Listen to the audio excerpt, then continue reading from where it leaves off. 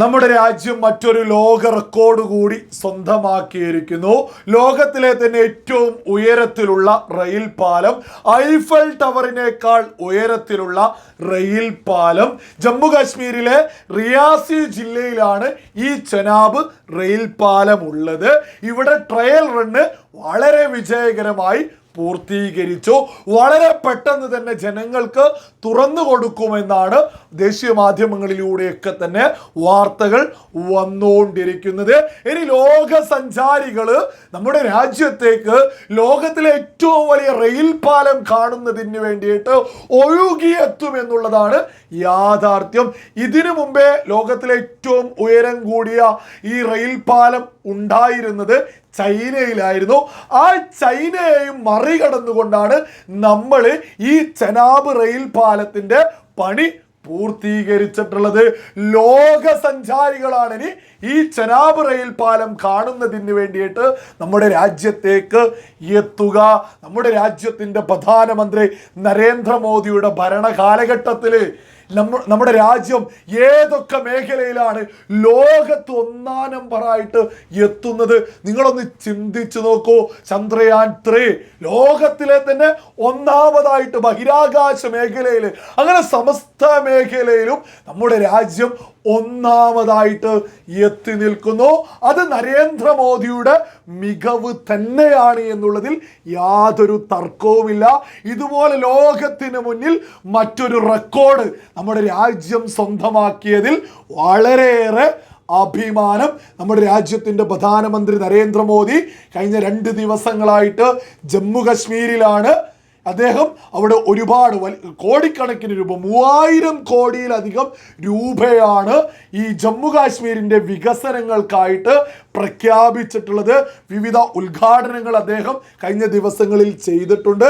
സ്ത്രീകൾക്ക്, യുവാക്കൾക്ക്, സകല ആളുകൾക്കും ഉൾപ്പെടുത്തിക്കൊണ്ട് വലിയ പദ്ധതികളാണ് അദ്ദേഹം അവിടെ ഉദ്ഘാടനം ചെയ്തിട്ടുള്ളത്.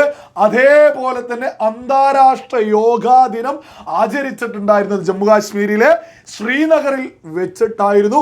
അവിടെ വളരെ മനോഹരമായിട്ടുള്ളൊരു കാഴ്ച കണ്ടു. പ്രത്യേകിച്ച് നമ്മുടെ കേരളത്തിലൊന്നും അധികം കാണാത്തതുമായിട്ടുള്ളൊരു കാഴ്ചയാണ്. യോഗയുമായി ബന്ധപ്പെട്ട് നമ്മുടെ രാജ്യത്തിൻ്റെ പ്രധാനമന്ത്രി നരേന്ദ്രമോദി ഒരുപാട് പ്രസംഗങ്ങൾ നടത്തി. നമ്മുടെ രാജ്യത്ത് 2014 മുതലാണ് യോഗ അന്താരാഷ്ട്ര ദിനമായിട്ട് ജൂൺ 21 പ്രഖ്യാപിച്ചിട്ടുള്ളത്. അതിനുശേഷം ലോകരാജ്യങ്ങളൊക്കെ ഈ ഒരു യോഗാ ദിനത്തെ എങ്ങനെ അംഗീകരിച്ചു, എങ്ങനെ മുന്നോട്ട് കൊണ്ടുപോകുന്നു, ഏതൊക്കെ തരത്തിലാണ് പ്രചരണം നടത്തുന്നത് എന്നതിനെക്കുറിച്ചൊക്കെ നരേന്ദ്രമോദി പ്രസംഗിച്ചിട്ടുണ്ട്. ആ ഒരു സന്ദർഭത്തിൽ നമ്മൾ മനസ്സിലാക്കണം, ആ ഒരു പ്രോഗ്രാമിൽ 10,000-ത്തിലധികം ആളുകളാണ് പങ്കെടുത്തിട്ടുള്ളത്. അവിടെ മുസ്ലിം യുവതികളായിട്ടുള്ള ഒരുപാട് ആളുകളെ കാണാൻ സാധിച്ചു.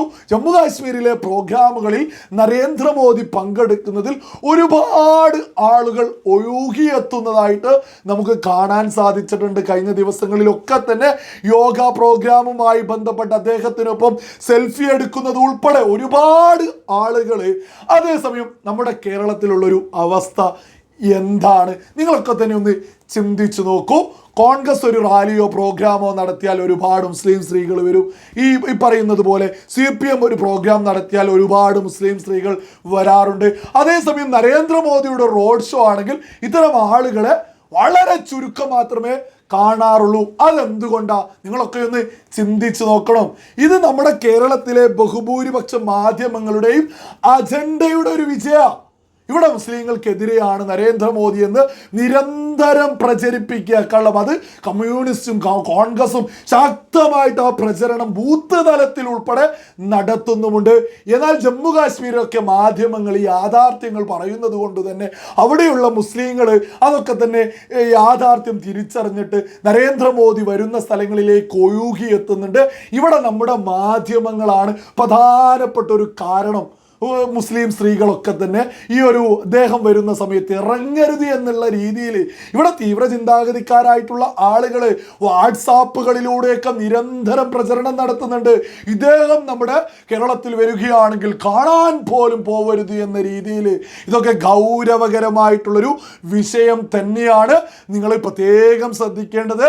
ഇത്തരത്തിലുള്ള അജണ്ടകളൊക്കെ നമ്മുടെ കേരളത്തിലേ ഉള്ളൂ. അപ്പോൾ നമ്മുടെ കേരളത്തിലെ മിക്ക സ്ഥലങ്ങളും തീവ്ര ചിന്താഗതിക്കാരായിട്ടുള്ള ആളുകൾ കൈയടക്കം ചെയ്തിട്ടില്ലേ എന്നുള്ളത് ഗൗരവത്തിൽ ഓരോ ആളുകളും ചിന്തിക്കേണ്ടതാണ്.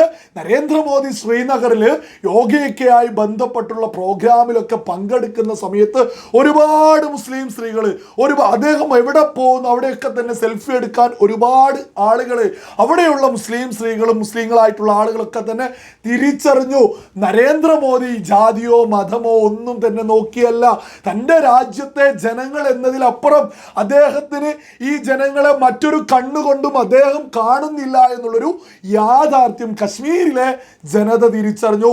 നമ്മുടെ കേരളത്തിലെ ജനത ഒരുപാട് ആളുകൾ ഇപ്പോൾ തിരിച്ചറിയുന്നുണ്ട്. പക്ഷേ തീവ്ര ചിന്താഗതിക്കാരെ ഭയന്നുകൊണ്ടാണ് പലരും രംഗത്തിറങ്ങാത്തത് എന്നുള്ളതിൽ യാതൊരു തർക്കവും ആർക്കും വേണ്ട.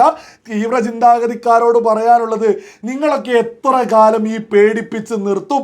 യാഥാർത്ഥ്യം 10 വർഷക്കാലമായിട്ട് മുസ്ലിങ്ങൾക്കൊപ്പം എന്നല്ലാതെ ഒരിക്കലും എതിര് നരേന്ദ്രമോദി ഒന്നും തന്നെ ചെയ്തിട്ടില്ല. ഈ യാഥാർത്ഥ്യം കേരളത്തിലെ മുസ്ലിം സ്ത്രീകളും മുസ്ലിങ്ങളായിട്ടുള്ള സകല സാധാരണക്കാരും തിരിച്ചറിയും. കശ്മീരിലൊക്കെ മുസ്ലിം സ്ത്രീകളും മുസ്ലിങ്ങളും ഇറങ്ങുന്നത് പോലെ തന്നെ അധികം വൈകാതെ തന്നെ കേരളത്തിലെ മുസ്ലിങ്ങളായിട്ടുള്ള സാധാരണക്കാരായിട്ടുള്ള സകല ആളുകളും നരേന്ദ്രമോദിയിലേക്ക് എത്തുമെന്നുള്ളതിൽ യാതൊരു തർക്കവും ആർക്കും തന്നെ വേണ്ട.